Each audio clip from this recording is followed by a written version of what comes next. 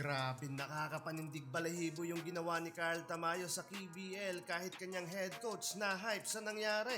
Mala NBA ang vibes ng Game 1 ng Finals sa Korea.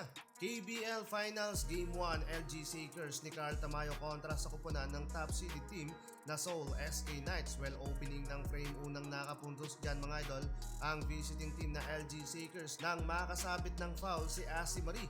Sinundan pa yan mga idol ng corner 3-pointer ni Carl Tamayo, 5-0 run ang bukana ng LG Sakers. May pa-flying kiss pa si Kabayan sa home crowd.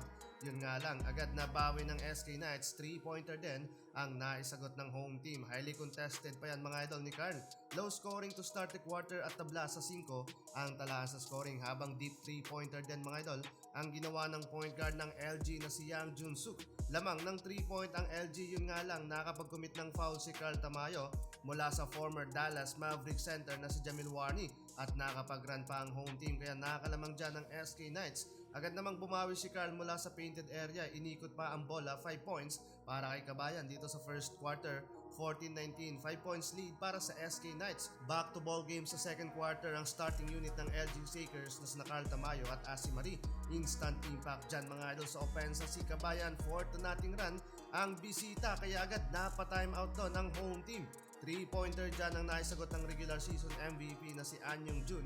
Ginawang asintahan ng SK Knights si Kabayan. Carl, grabe din ang ginawang paghihigpit ng kalaban kay Kabayan. Halos hindi na makaporma. Pero nang mapabayaan si Carl, pati kanyang head coach na hype sa nangyari. Back-to-back 3-pointer mga idol mula kay Kabayan. Gandang angle pa mga idol, parang NBA final vibes lang ang nangyayari. Sobrang bigat at intense ng atmosphere sa arena. 35-42 end of first half.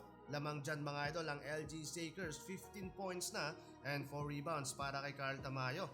Heading into second half, aggressive pa rin mga idol sina Carl Tamayo. Nakadraw pa nga dyan mga idol ng foul sa kalaban mula sa outside shooting. 2 of 3 free throw ang naipasok mula din kay Kabayan. Ang galing ang first field goal dito sa second half from drive to basket. Tatlong bantay ang iniwan lang doon mga idol. Pero biglang nawala yung hype ng LG nung makakapag small run ang home team to cut the lead to 4 points. Unti-unti na sanang nabubuo ang momentum ng SK Knights, pero ayaw paawat netong dalawang import ng LG Sakers. Parehong dinodomina yung depensa ng kalaban. Pero bago matapos ang third quarter, na-frustrate pa si Carl Tamayo. Dalawang magkasunod ang nakomit na foul sa last 1 minute ng quarter. 9 points lead pa rin para sa LG Sakers, 53-62.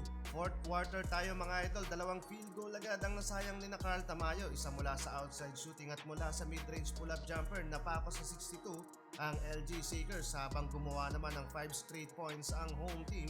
From 9 points lead ng LG Sakers, down by 3 points na lang ang kanilang kalamangan. Pero nakaka-survive pa rin dyan mga idol ang LG Sakers, natapos ang labang panalo sina Carl Tamayo. 1-0 na ang record dito sa serye.